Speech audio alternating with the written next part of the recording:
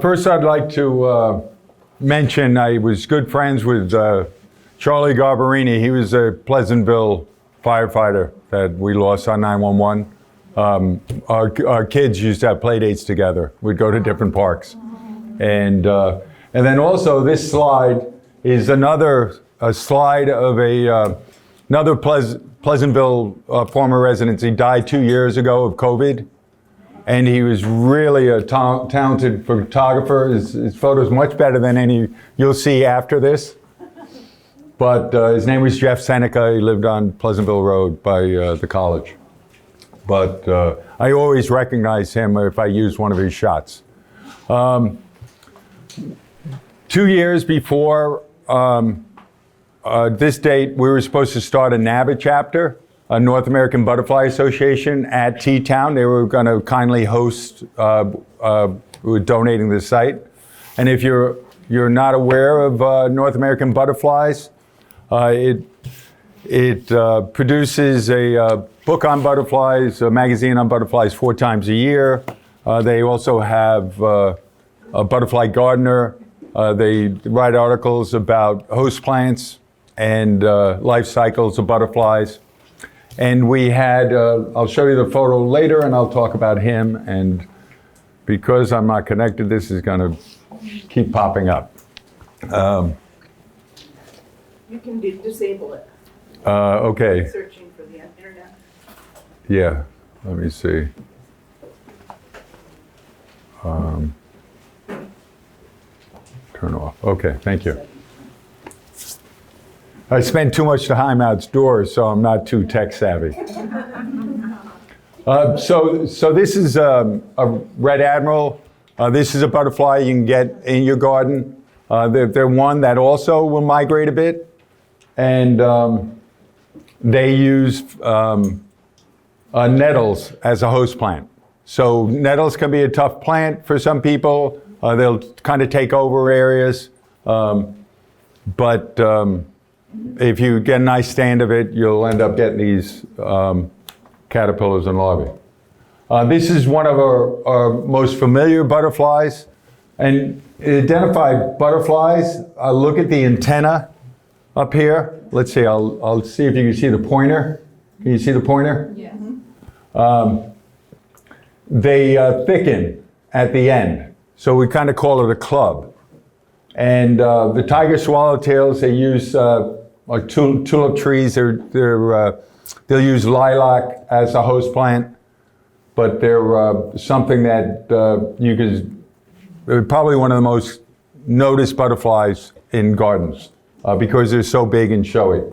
And it's nectaring on buddleia. Now it's an introduced plant, and some people consider it invasive. I find that it will start other plants, but it's much easier to control than other non-native plants. And every flower head, it's kind of like a lilac flower head, has hundreds of nectar sources. So it's a butterfly garden in itself. You know, so if you want butterflies in your yard, it's loved by both the small skippers and by big swallowtails. This is the first butterfly you'll probably see this year if you go out in nature. It's called a mourning cloak. Not every butterfly hatches in the spring, some overwinter. So this butterfly overwinters as an adult. And on a sunny day, like this weekend, it's supposed to hit 60. If you find a sunny patch, they may be out flying around. You know, and they're about 4 or 5 inches. Yeah, we'll hold questions because I'm being recorded but that's okay. And then we have moths. You know, so moths are every color of the rainbow. When you look at butterflies in the U.S., you have around 800 to 900 species. And when you go to moths, we have 11 to 13,000 species. Years ago, they had a Lepidoptera conference in the Smoky Mountains, and they got everybody to bring their lights and collect. And they found, in one night, they found I think around 28 undiscovered species. So you could find something in your own backyard. And this is a chickweed geometer. It's very small, maybe about an inch wide, but it's a beautiful colors. And it'll come into light at night, or you'll see them if you have chickweed in your garden. And moths come in many different shapes and sizes. We have micro moths, the one on the top here, and this is a clearwing. They mimic wasps or bees, so it's a way of defense, protection. Woolly bear caterpillars. This is one of the most familiar caterpillars for people, and I took this from the internet because I haven't taken a shot of a woolly bear in years, so I don't have one online, only slides. But this is the Isabella tiger moth, and this is what the caterpillar turns into.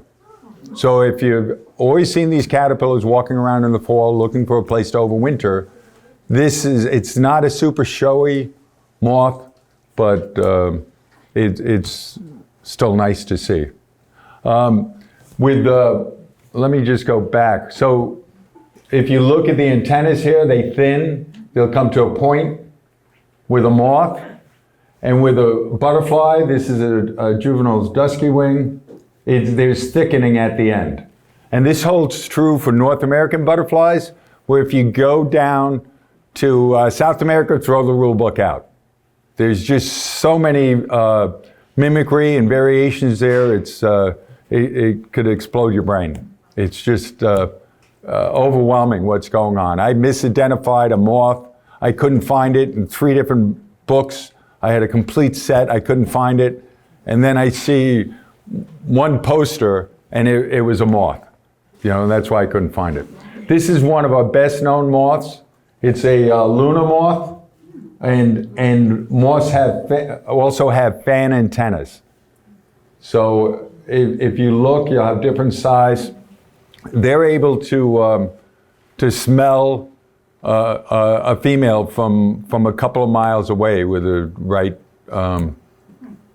wind conditions. And then we have day flying moths. The whole antenna kind of thickens, but it's a moth. This is a part of its defense as a day flying. It's trying to imitate other species. So this is called a snowberry clearwing, or some people call it a bumblebee moth, that it's mimicking a bumblebee. Moths can be great to get kids excited because they can handle them. I do black lighting, where I do programs where I set up different frequencies of light to bring them in. This is our largest lepidoptera in North America. It's called a Cecropia moth. And they don't have mouthpieces. So as an adult, they're only procreating. And this is a close-up. It kind of reminds me of a red panda. But they're really striking, and you have these little scales that look like hairs to help keep them warm. You'll find them up in Canada and up north, and where it may get cooler. And this is a Diana fritillary down in Tennessee, and this is Jeff Glassberg. Jeff Glassberg was a Chappaqua resident, and he started the North American Butterfly Association, and he's very passionate about educating and protecting them.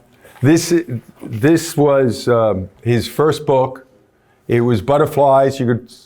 It's not in print anymore. It's butterflies of the Northeast. And so it's easier to find and identify butterflies through this. And it'll talk about some local locations where you could find butterflies. Pound Ridge is written up in here. I think Muscoot Farms also. But he's since moved down to Jersey, and they have a second edition. It's out of print because they make more money from like East Coast, West Coast. They're looking for a bigger market. But if you go online with Amazon or something like that, you can find used copies. I've I've found used books for $1 at some secondhand shops. You know, so a lot of people had these and they're not using it anymore, but it'll make your life easier if you're trying to identify the butterflies. And most of the shots were local. This is a lot of people would think this is a moth. It's a skipper, and it's our smallest skipper. So this is about the size of your, well, my pinky nail, maybe a bigger, maybe your thumbnail, if you have smaller hands than me. But you see the thickened clubs at the end, and there are species that uses grasses, and it's the smallest one you'll find around here.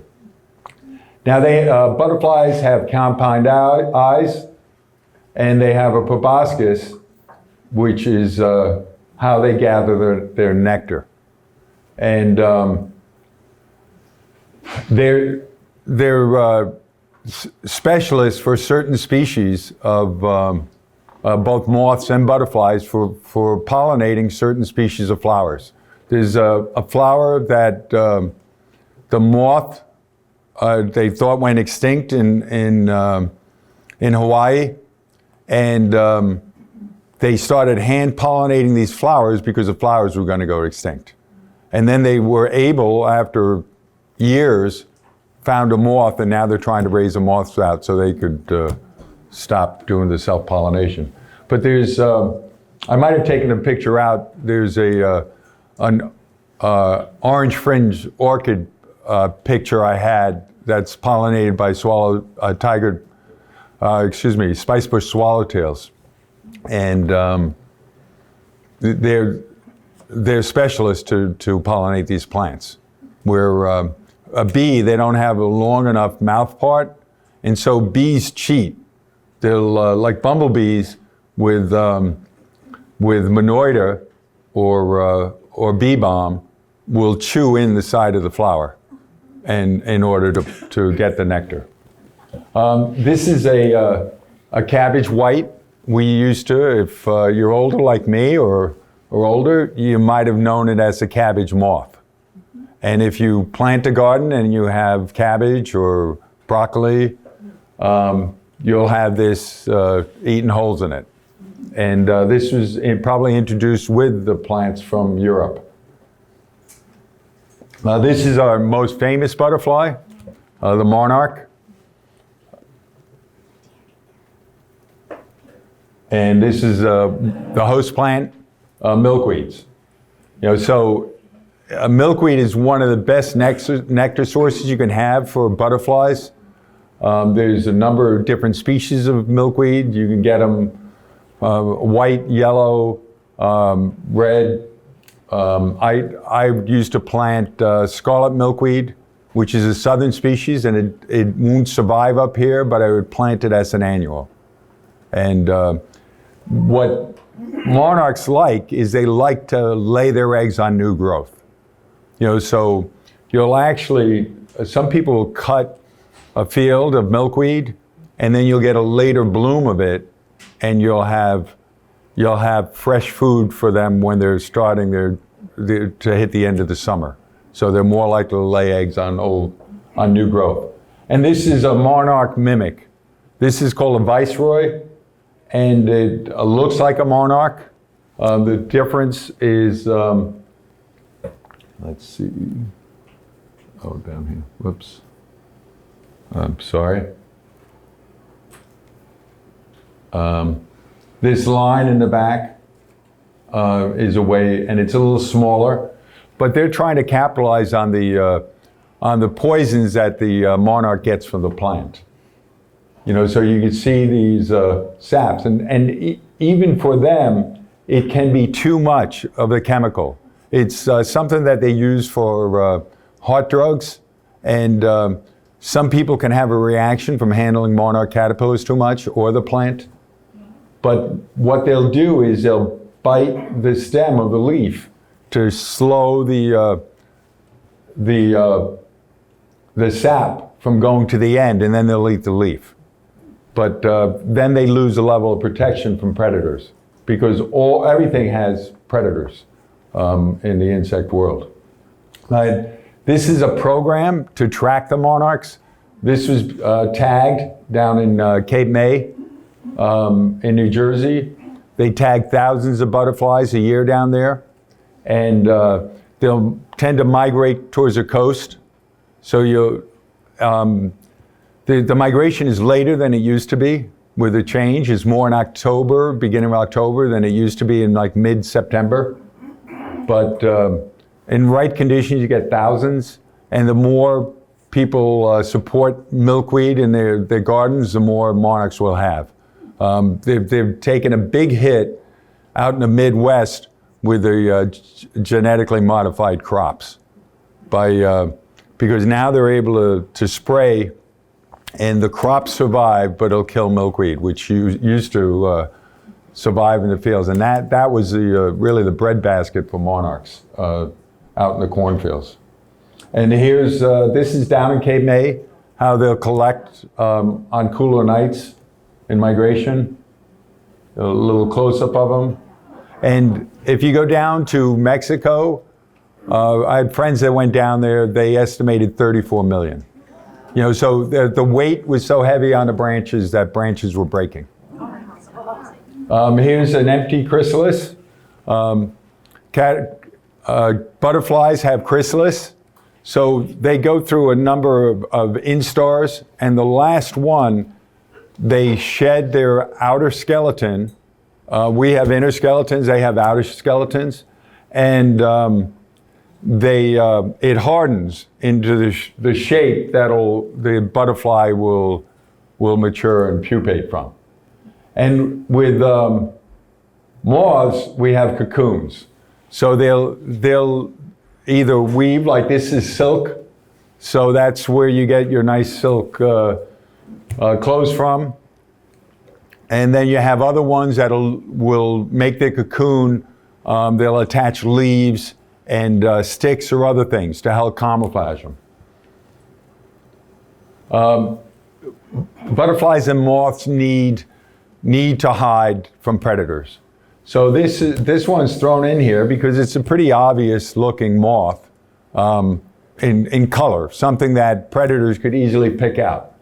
So this is an evening primrose moth. So if this is something you grow in your yard, you can get these coming to it. The only place I've seen them is on the flower itself.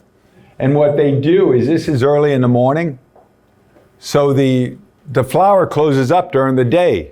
So it closes around the moth and protects it. And then you have some moths that look like sticks.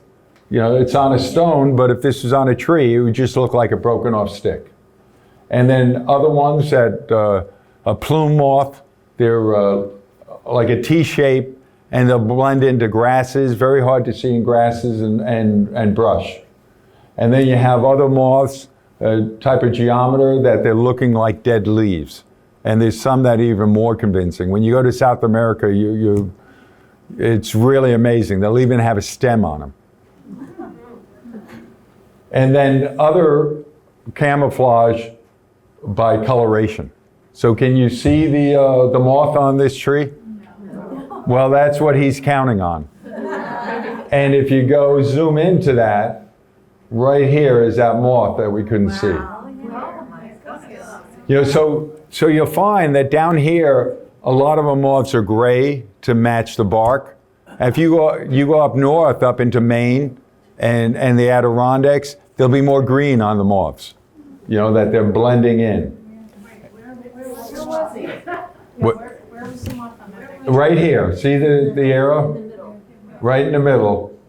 You see the outline, it's a little reddish here, but the moth is covering it. Yeah, let's see. Does that help? Yes. Okay. And then we have other moths that are brightly colored because they're distasteful. This is from I call it the tree of hell. It's a tree that grew in Brooklyn, Atlantis, and I always pronounce it wrong, so please don't correct me. The tree of heaven, some people call it, but this is it grows everywhere. It's very invasive. If you cut it, it'll send shoots up all over. But this is a webworm moth that uses that, and it's brightly colored. And then all moths and butterflies, they mate by attaching the rears, and, so they'll face in opposite directions. And usually it's a female that flies around, and they just dragged along. And do you think you could tell the difference here between the male and the female? Well, the brighter color. Yes.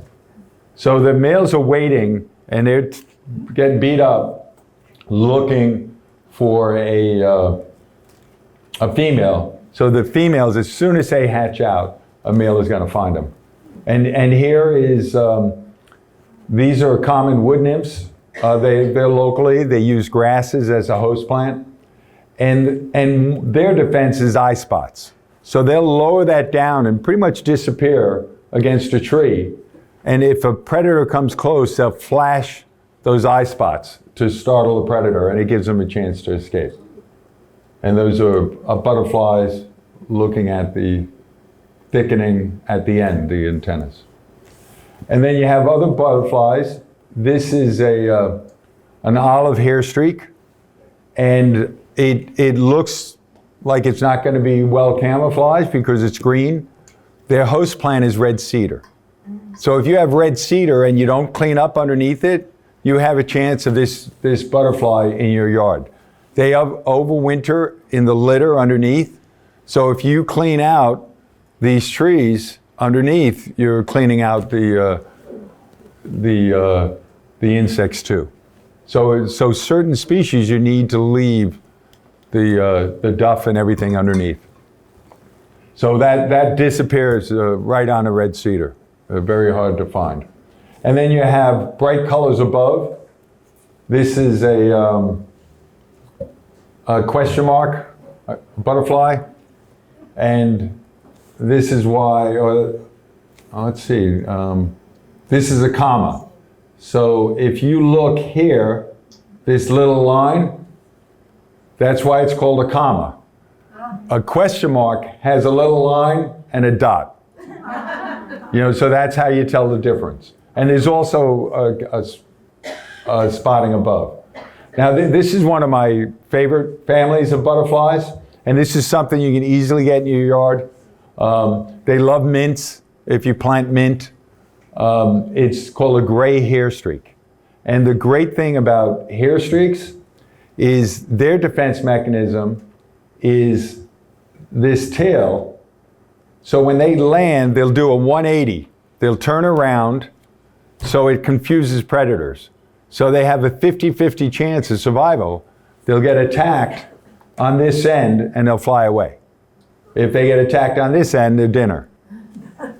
So they've expanded north, and I believe one of the plants they use as a host plant is Rose of Sharon. There's a number of different ones, different clovers too. But that's something that if you have it in your yard, you'll have it in your yard forever. It's hard to get rid of. This is a butterfly that's expanded north. It's called an American snout. It's the only butterfly that has a big proboscis like this. You could also call it the Jimmy Durante butterfly. And it's on fennel. They'll nectar on fennel. But it's very hard to find in grass and leaves because of this broken up edge. And then above it's got orange and dark colors. Predators for butterflies and moths. This is another photo that was taken by Jeff Seneca. It made the cover of American Butterflies. It caught a butterfly. This is a purple martin. So they eat a lot of dragonflies and biting flies, but also butterflies. And owls are big moth predators. They probably don't eat too many butterflies, but this is our smallest owl called a saw-whet owl. It's about this big, and they could be nesting around here. I know they winter around here. We've had one documented in Armonk years ago, but they're very secretive. And then spiders, we have crab spiders are big. They actually have the ability, this species of spider will change color to yellow flower. It'll change yellow to white flower to white. But it can't change purple. It's working on that. And then a lot of people have probably seen this in their house, running around, scurrying with 100 legs moving 100 miles an hour. This is also preying on a moth. If you go on what's this squash bug, you'll find this, because people squash it and then ask questions later. It's something like a scarabotia, but don't quote me on that. Robber flies are big predators. There's over 100 species of robber flies, big predators of bees, of moths, of butterflies. They're really the wolf of the insect world. And that's on a common wood nymph. And then this is a fly that may have been introduced. This is a tenakid fly. We tend to open up Pandora's box, and we can't close it once we open it. So there was somebody who brought gypsy moth caterpillars over here to try to make silk out of their cocoons, and it was unsuccessful, and they released them. Oh, it's probably over 100 years ago. I think it was the late 1800s in the Boston area, and gypsy moths spread. And they've changed the name. I don't know what the new name is, because gypsy is offensive. So in order to control them, they bought biological controls, but they're not host specific. They didn't just control gypsy moths. And they did aerial spraying in the 70s in Westchester County. So they probably helped wipe out regal fritillaries. The last place they were known to nest in the east was on Block Island. And really an unbelievably gorgeous butterfly. You have to go to the Midwest to see them now. And there was also other butterfly called the grizzled skipper. Friends of mine have told me that they killed off most of a couple of species of snakes too.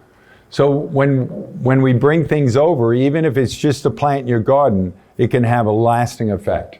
And they lay their eggs on the caterpillars or by the eggs, and then they pupate in the caterpillars. This is another nightmare. This is black swallowwort. It's in the milkweed family. It's from Europe, and it's always got new growth.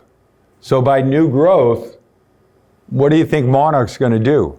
To them, it kind of tastes like milkweed because it's in the milkweed family, and they lay their eggs on this, and the caterpillars are not going to grow.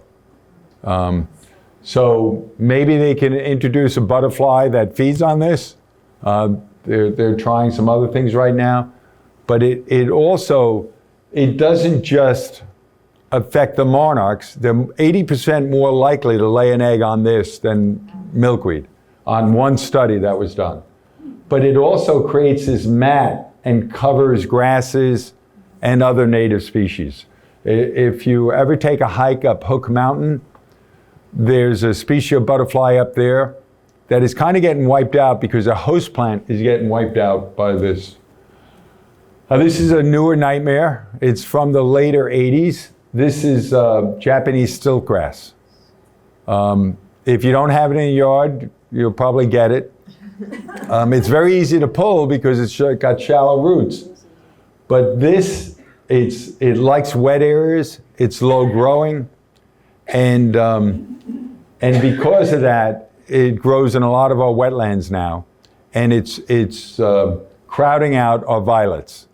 So our violets are an important host plant for native butterflies, and your gardens are a field of dream for native species.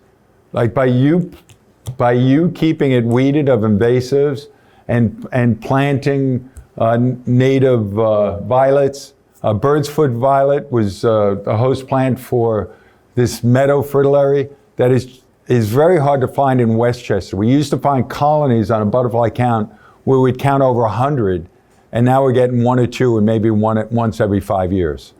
And a thing that may be saving them is cattle or horses that'll eat the grass but not the violets. So it gets a chance to grow. And this is a big nightmare for butterflies because it's affecting biodiversity. Butterflies use grasses, they use shrubs, they use trees, the same with moths. And so if you look at this, this was all trees. At one point, this was a white pine forest at Croton Point. And you can see there's a couple of stubs covered with the porcelain berry, and another one is oriental bittersweet. These 2 vines, they don't just go on the tree and go up into the crown, they go on top of the crown. And the added weight, it breaks the trees, it shades them and kills it. Where our native things, like a great host plant for moths is Virginia creeper. So I always leave Virginia creeper, I always leave poison ivy. They're both great food sources for migrating birds. You may want to control where the poison ivy is growing, because I've gotten that a few times too. And I'm sure if you're a gardener, you've had some type of experience with it. And this is another area at Croton Point where this was a big stand of poplar. And this is what porcelain berry looks like in the winter. And if you think about an area, a couple of acres, where now you have one species, and there's a couple of moths that use it as a host plant, but instead of having something like an oak, which can have 400 species of moths and butterflies using it as a host plant. So that's one of the most important things you can have in your yard is oak and other trees. And what does your yard look like? Big open lawns are not good for butterflies. I have a slide coming up, but if you have brushy areas that grow up, it's good for moths, it's good for butterflies. It's good for the water drainage too. It'll limit floods. They have a big problem here on the Sawmill. They have to keep on raising the road because the river keeps flooding. And it's because of more runoff because of parking lots, and it's less controlled, it's all at once. And then there's another invasive plant, Japanese knotweed, that'll grow right up to the shore, and it causes the water, it kind of acts like a dam right on the side of the river, and it causes it to go around and flood out into more open areas. And this is the last thing you want, is a certified wildlife habitat with pesticide-treated area. Like, how can something be certified like this? And if you want butterflies and moths, you can't have both. Many of our moths and butterflies, they bury their cocoons in the ground. So when you spray, it's killing them. A lot of them hide in the ground. That's a way that the fritillaries hide from predators, is that during the day you'll never find a caterpillar unless you're digging up violets. That's the only time I've found them, is when I was transplanting things. Because during the day they're hiding down in the leaf litter, and they come up at night to feed. You can actually get a black light and search for caterpillars at night because they'll glow. And if you plant, here's another milkweed. If you have the violets, you'll get, these are great spangled fritillaries. And butterflies learn to nectar. So if you have one flower,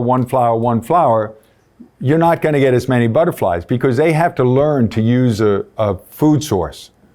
So this was taken in a field at Teatown where there was probably over 100 orange butterfly weed. And so it really just pulled the fritillaries, they became very adept at getting the nectar out of this, so they'll keep going back to that. So if you put in echinacea, like echinacea, one seed head probably has like 50 points or so that they can get nectar from. But if you have a dozen, you have a better chance of getting butterflies and holding them. Recently, with a friend of mine, we did an article, and he put me as the lead author. I wasn't the lead author, he was. But he writes so much stuff. But one of the things we noticed is last year we were very light on butterflies in Westchester. And here in Maine, this is actually in Putnam Valley, this shot, but somebody's backyard, just mow paths through the grasses. Better than 25 to 50 species of butterflies use grass as a host plant. And some of them are fairly colorful, like the common wood nymph. And it gives them opportunity to hide. There's a bunch of moths that use grasses too. And you're able to mix in milkweed and sunflowers and other things to entice wildlife into your yard. And again, with edges, the echinacea and mints, catmint is very good. And this is up in Maine. So what they're doing there is there's not a lot of lawn services. And with a lawn service, if they say it's totally natural, well, ricin is totally natural. It's one of the most deadly poisons we have in the world. It's from the castor bean. So they use carnations to kill mosquitoes, to extract from that. And it's natural, but it also kills dragonflies. And if you have a good balance, you'll control a lot of your predators. Years ago, when we first had West Nile, they sprayed for mosquitoes.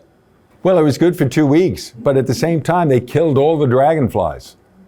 So mosquitoes, they have a cycle. They were back in 2 weeks. Now you got to spray again. If they had left it, the dragonflies would have done a better job in controlling them. They're one of our best mosquito predators. And so what they're doing up in Deer Isle, Maine, is people have a small lawn around their house, and then they have fields of flowers. So we found so many numbers of butterflies up there because they have different habitat. You see this white flower in the back is flat top aster. And it's a host plant for this beautiful butterfly called a Harris checker spot. And there's only one population of it that we know of left in Westchester County at Pound Ridge. And if we lose that plant, we lose that butterfly. So you have to go north to find it. Here's a selection of moths you can get. I'm not going to name every one. Let's see. Up at top is another Isabella tiger moth, a chocolate prominent. This is a type of emerald. And the tent caterpillar, there's two types. There's forest tent caterpillar and the regular. And these are different sphinx moths. But by doing black lights, you could come in and you could teach, you learn what's in your yard, you could teach kids about nature, because it's something they could handle. I was able to move all these to a table and take the picture, because moths, in the morning they're cold, and they just can't, a lot of them just can't fly away. They'll do a shivering to build up temperature. And so they'll shiver. And when I've done programs and you put a moth on somebody's hand and they start wiggling around, they love it. And it's just their wings. And then after they get warm enough, they'll fly away. And it's not something you want to do every night, because it's also taking them from finding a mate. So I'll do it once a week or something like that, or different locations. This is a twin-eyed sphinx moth. These are flying. A lot of moths, they'll have bright colors underneath their more camouflaged wings to startle predators. This is a moth that's thrown in here because it's a native moth. but it's something that has really boomed because it's called a barberry geometer moth. So there was a native type of barberry that they fed on, but they feed on barberry. So this is at the right time of season, one that I'll find a lot. And this is a Polyphemus moth, one of our big silk moths. Again, the fan antennas, and they don't have mouth parts. They only eat as caterpillars. You don't have to worry, you see a moth in your garden eating anything, because they're just either nectaring or procreating. A type of wavy-lined emerald moth. This is called an angel. The way it perches, and it's something that, take a good look at it, because in 10 years we may not see it. Its host plant is the ash tree. So we're losing ashes. So it's important to, even as we're losing these things, to put in young ones, because the emerald ash borer doesn't bore on young trees.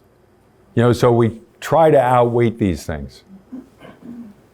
And here is a banded hair streak. Again, I love these. They have this little clown face. And they have the tail. So when they land, 180, turn around, okay, which side is ahead? So it gives them a chance of survival. This is a sphinx moth caterpillar that feeds on Virginia creeper. And see all these black dots? That's a defense mechanism. To a certain type of tenekid fly, it looks like they were already attacked and parasiticized. So they may fly off and try to find a clean one instead of laying their eggs on here, because if they do, it would kill the caterpillar. And so that's just a defense mechanism. This is a type of slug moth caterpillar. So this is nothing I would ever touch. These spines would break off. It'd be worse than fiberglass. It may be a burning sensation. There's some that are very, very painful. Again, That's a bad one. well, it's bad to handle. It's fine as long as you don't touch it. It's showy. Here's another type where they'll have stinging hairs. I could let it walk on me, but I'm not going to pick it up with my hands. And then this is another protection. This is a rare caterpillar, Appalachian azure caterpillar, that they're disappearing because we're losing native ants. Whoops, back here, sorry. They protect these because they give off honeydew.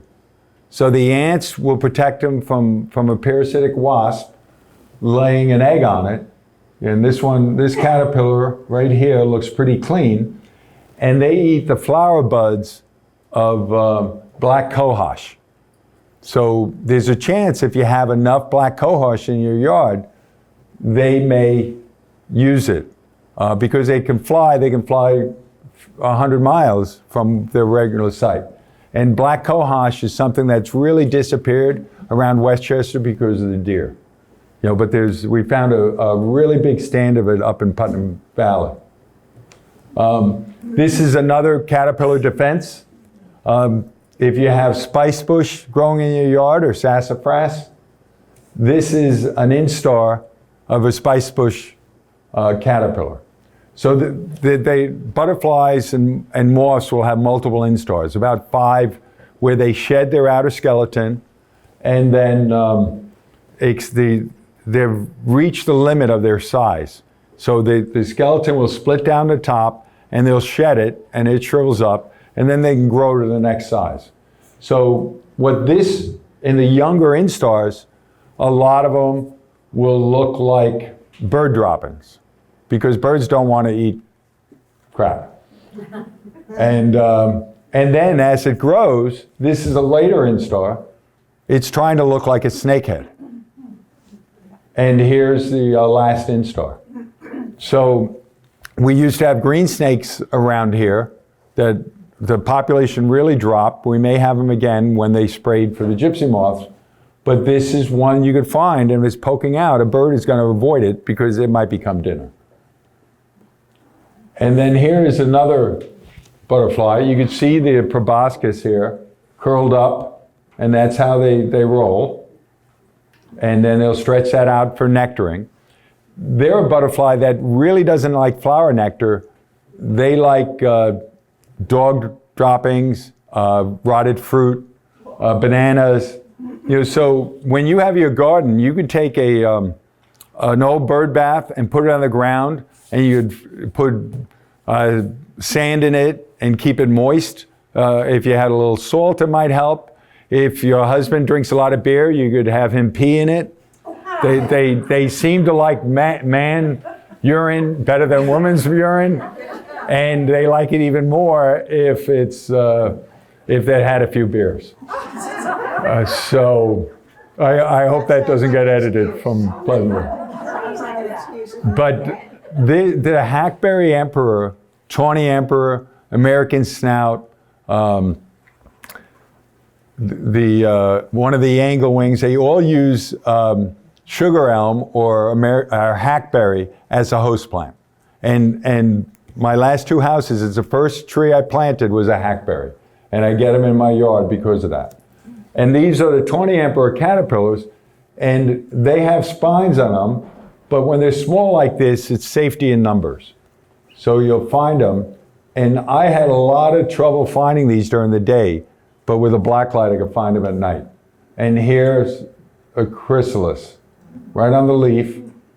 And it's another butterfly. If it's the last chrysalis of the season, they'll drop to the ground when that leaf drops, and they'll stay in the leaf litter. So if you have a hackberry, you don't want to rake underneath it. You want it in a spot where you don't have to rake, because if they're going to overwinter, they need to do it in the leaf litter.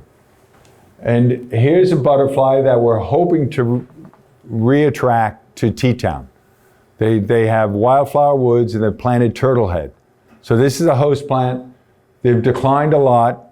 They're crossing over, population's crossing over to English plankton. It's the thin leaf one. And this is a worn butterfly. It's really a beautiful butterfly. Black and white above with orange. And you could find this over in Long Pond in early July, late June in North Salem. That's the best population I know around here. Otherwise upstate. Here's not everything's a depressing story of things disappearing. This is our largest butterfly in North America. This is a giant swallowtail. And I got my first one about a dozen years ago in Putnam, Dutchess County, and then within the last 10 years, I'm seeing it in my yard in Croton-on-Hudson. So this is something you could easily see. From beneath, it looks like a tiger swallowtail. On top, it's got this yellow kind of checkerboard. And it's here it's on thistle. I've had them to zinnia in my yard, butterfly, a buddleia, butterfly bush. This is a red-spotted purple. It's will come to a compost before it'll come to flowers. Here it's nectaring on mineral salts. That's above. A really beautiful butterfly. Our tiger swallowtail again, if you have any wet areas, buttonbush is an excellent source for butterflies. This is a spicebush swallow on bee balm. And then the closely looking a black swallowtail. Very easy to, here's a bubble look. This is a male with extra yellow on it. Very easy to bring in your yard with fennel, but they don't always make maturity, the caterpillars on fennel, because we have introduced wasps. One's a European paper wasp, that they'll actually patrol the bush looking for these. So if you like to raise butterflies, when they're small eggs or the small ones, I'll find lots of them. It's very hard to find the adults. The successful ones are the ones that go down towards the leaf litter during the day. And that may be something they'll do more of down the road. Orange sulfurs, a local butterfly. You seem to find them more around orange or yellow flowers. They use clovers as a host plant. Pearl crescent, another common butterfly garden butterfly. They use asters. This is an aster that it's perched on, I believe. So different asters in your garden, they're not all weeds. Silver spotted skipper. This was a more southern butterfly. It probably came north over 100 years ago. Its host plant was black locust, and they also use privet hedge. They maybe Rosa Sharon, I'm not sure, but they're very common in the yard. This is on dogbane. I think it's spreading dogbane. If you have it, it's something you want to corral because it will spread. This is one of our earliest butterflies of the season. We'll see these in the end of March. It's called a spring azure. So it's besides the overwintering butterflies, this is the first butterfly I'll see in the spring. And they're finding more out about these. There's a lot of different species of azures. They're separating. They used to be lumped. So there's one that uses dogwood. There's some that use cohosh. There's a number of different host plants. But I put this slide in mainly for the mountain mint. Mountain mint is excellent butterfly garden plant for nectar source. This is another butterfly that's expanded down to our area. It's a common, and I went over this. I have a mental block about it for some reason. But it uses grass as a host plant. And I'm going to have to skip on the name for now. This is a declining butterfly. It's another hair streak. This is a coral hair streak. And I found it, there's a couple of populations left that I've found, one in Ossining, there's one in Chappaqua. A lot of butterflies will use leaf litter as a host plant, so they're not eating fresh or eating leaves on the ground. And one of the reasons for decline is that the young may be raised by ants. They still do not know because it's so hard to find the larvae, and like with the azure, the Appalachian azure, if the ants aren't protecting them from parasites, they won't make it to adulthood. This is one of our few carnivorous butterflies. So this eats woolly aphids. The other butterfly is called a common ringlet. The one that I didn't come up with a name. This is a harvester butterfly, and it got its name because it harvests woolly aphids, not to be confused with woolly adelgids. And these are protected by ants, but the larvae of the butterfly also gives off a honeydew so the ants don't kill them. So they're kind of a double protection. They kind of hide in these aphids and eat them. And then they turn out to this beautiful little butterfly. And this is if you want to try planting a vine that can take over, Dutchman's pipe vine. A friend of mine in Croton put it in, and she has these coming in. This is a pipe vine swallowtail. So beautiful fluorescent blue on it. And I've seen it once in my yard. I live maybe half a mile away from hers. It's the only other place I've seen them other than her yard. So I had pipevine growing in Ossining, and my wife hated it because it took over the deck, and I never found a swallowtail. But if you put it in, you have a chance of getting these. And she raises them out too. This is flat top aster, and this is a American copper, which uses sorrel as a host plant. So where people want a perfect lawn, having the sheep sorrel growing up increases your chances of butterflies. And it's called an American copper.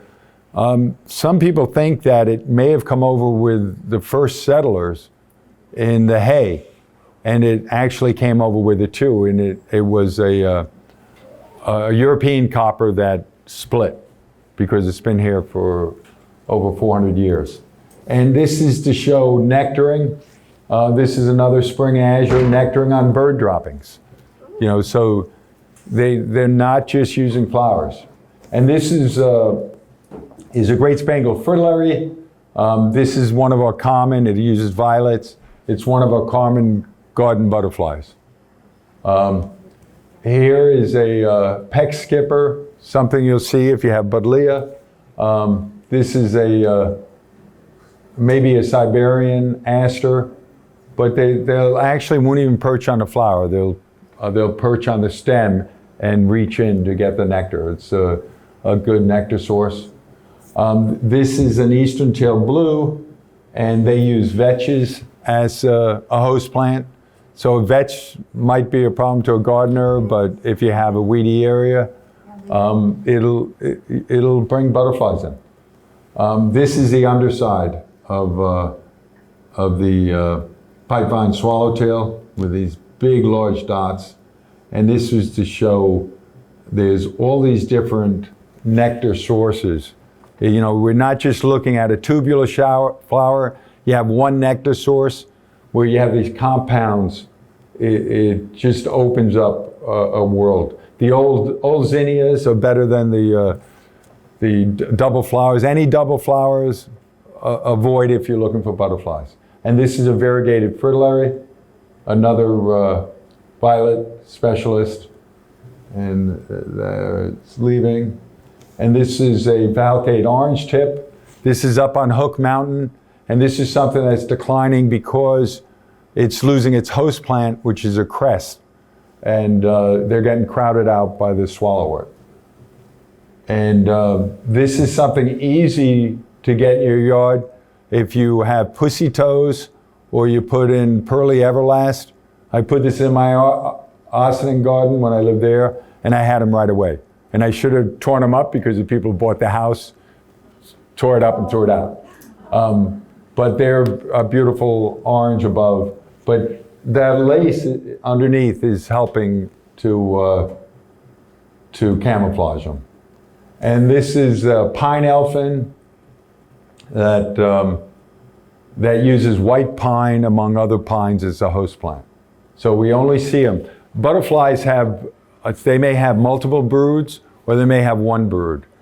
So the pine elfin has one brood, but it may hatch out in the end of April, and you may still have them into mid-May. In some cases, maybe reach up to June. And then the Valcade orange tip is really just in April. And then you have other ones like a pearl crescent will have multiple broods. So you have some in May, you'll have some in June, you'll have some in September, maybe even into October. And okay, I left, this is a spicebush swallowtail on a rare orange friend orchid up in Massachusetts. And there's people who monitor this population, they count the flowers. And without the butterflies with a long proboscis, there may not be a pollinator for this plant anymore. Oh, we're gonna stop right there. And I guess he can shut off the camera. You want to take questions? Yeah, I'll take questions now. Okay? So, okay, we'll start on the left. I just wanted to ask pollinators and the intrusion of people having night lights on. So many night lights that we use around our homes and neighborhoods. It's definitely affected the population. These predators affected the population too that we've introduced. So they used to estimate that when they had 400 eggs of a moth or a butterfly, that one would make it to adulthood. And now it's like 1 in 900. So right there, that's cutting into the numbers. And it could be less than 400 now. There's some species are more susceptible than others. There's certain flowers, like if you go into your garden at night, if you have bouncing bet, it could be covered with moths at night. You know, certain tubular flowers, Jimson weed, things like that, the moths will come out at night. There's a lot of the sphinx moths are day flyers, but they're very important pollinators of a lot of these tubular flowers, morning glories. Any of the flowers that you find that bloom at night, you know, like evening primrose or late in the day, it's a good chance they're pollinated by moths. They think that moths were, to help them find a mate, were attracted to the moon, and they flew up, and then they could smell the pheromones of the other ones and fly to it. And I don't know if anybody's ever been up to Mohonk Mountain House. They put a parking lot in with mercury vapor lights that looked like a stadium. It was so lit up. And I used to go up there before they put in, and I'd find moths in the hallways because they didn't have air conditioning, and you'd find all these different moths in the hallways. Well, you're finding less and less now because they're being attracted to those, and it can affect the population. So it's a good idea for us to turn our lights off at night. Yes, have down-facing lights. You know, more and more cities and towns are doing to that. It's also, we've lost the night sky. If you've ever been to an area where you can actually see the night sky, I think it's better for the human race, because when we don't see the stars, we think we're bigger than we are. And I guided a couple of families, friends of mine, to Costa Rica, and we went out to see the turtles, and you couldn't use a flashlight. They had an infrared light, and they could only use it, and there was no moon. And my one friend was from Germany, and he said, I thought there wasn't a cloud in the sky. What's all those clouds all of a sudden? And I said, what clouds? He said, there, that line of clouds. I said, no, that's the Milky Way. He had never seen the Milky Way. You know, and if you see that, it looks like clouds. You know, and, you know, as a kid, when I had night lights, you thought a lot about the stars and what else. And now people, you know, it's hard to see the Big Dipper. Yes, I have a question. I have a lot of yarn because I knit all the time. So I'm not like happy about the moths. And when should I be concerned that they come around to my house? The moths, there's only a couple of species of moths that and they're closed moths. Really, they're introduced from overseas. You don't have to, all the other moths that I showed are not eating yarn. You know, and if it's an adult, it's not eating yarn. It's if they lay their eggs. A problem that I never knew about when I was a kid was Indian grain moths. And now it seems like you cannot buy something from somewhere and bring them into your house. And you're constantly, now they sell traps for them. You know, and the easiest way to get rid of them is to take a container and throw it in the freezer. You know, because it'll kill them. They can't handle the cold. You know, so usually you'll find that you don't find them in the winter in your house, but they'll come back in the summer because you could bring in rice or something like that, and they could be in the rice. But like carpet moths or wool moths, they may come in the summer if there's an outside population, but it's something that, you know, you could control easier with mothballs are a little much, but cedar closets, they don't like cedar, you know, so just they'll hang cedar blocks on hangers to put in your closet, It's very successful. Vacuuming a lot with wool carpets could keep down the wool moths. There's actually moths that feed on sloths in South America. The specialists to just feeding on the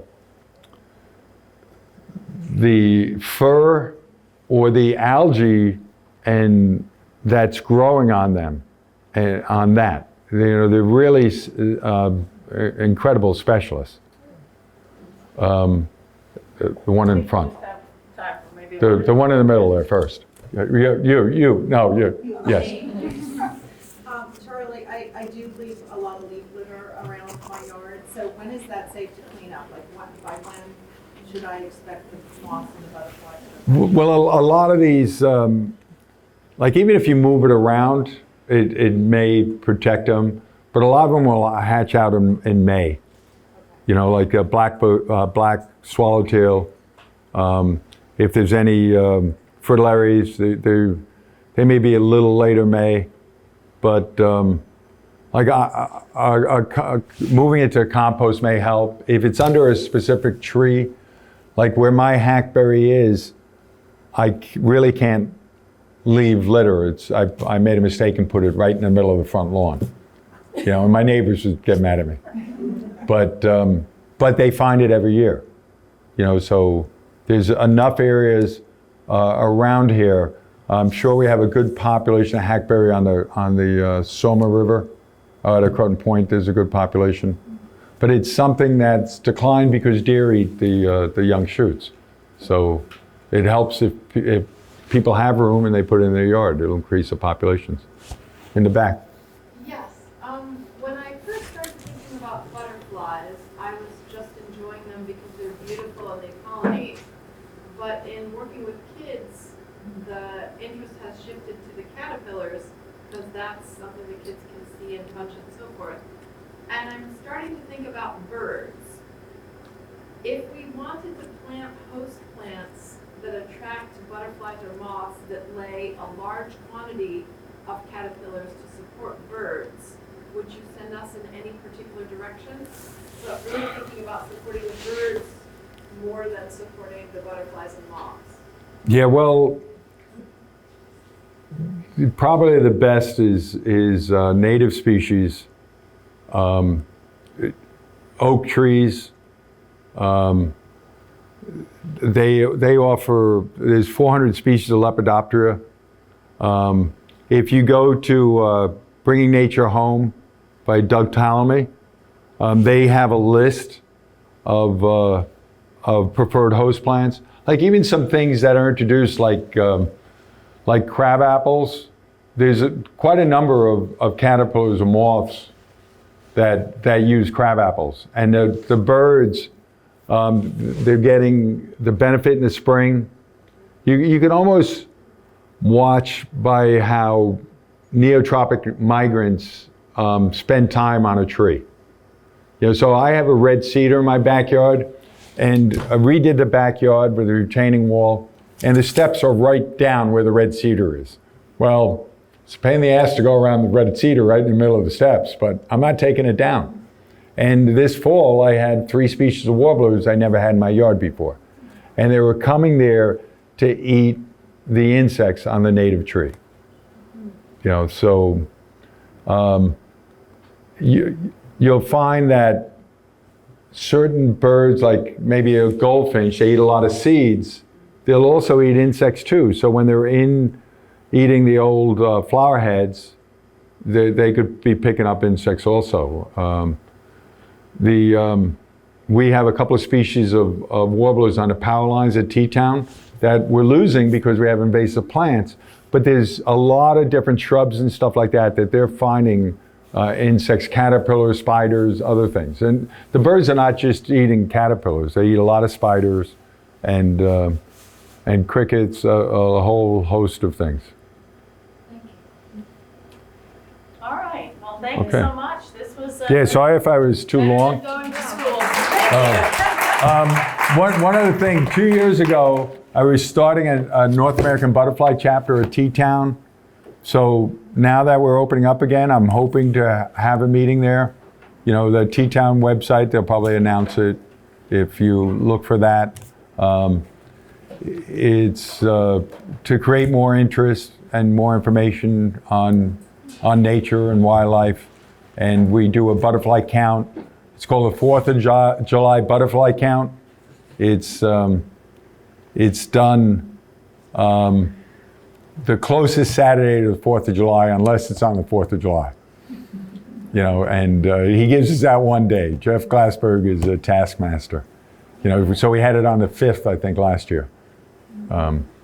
We will Okay. put it in our calendar, so if you can actually get on the mailing list for Teatown, and you can find out more about the events at Teatown. Yeah. Because they have a great calendar, a great newsletter that I get every And month. I do programs. And you do programming for them, Eagles. Yeah, they fill up birds. quick now, the bird Yes. programs. They try to limit it. So like I have an eagle program on Sunday. They said it was filled up in hours. Right, You know, so, because they limit it to 12. You know, I used to have Yeah. 40 people following me It's a around. great resource, there are Yeah. always fantastic events going on up there, so a nice little plug for Teatown. Thank you again for You're coming welcome. and teaching us about